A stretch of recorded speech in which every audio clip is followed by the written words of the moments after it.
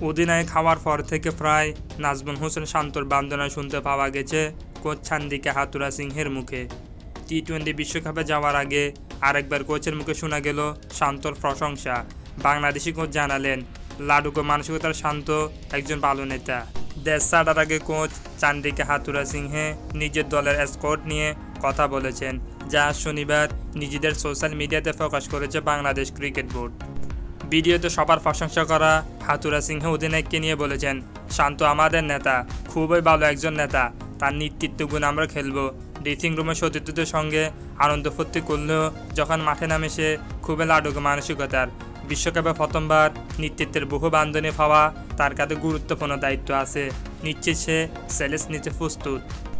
এর আগে শান্তকে নিয়ে একবার কোচ বলেছিলেন, অনেক ইতিবাচকতা আছে তার অধিনায়কত্বে, যেভাবে সে দলকে নেতৃত্ব দিচ্ছে তা নিয়ে আমি খুব খুশি। সবার সাথে যেভাবে সম্পর্ক গড়ে তুলেছে, যেভাবে সামলাচ্ছে, এটা দারুণ।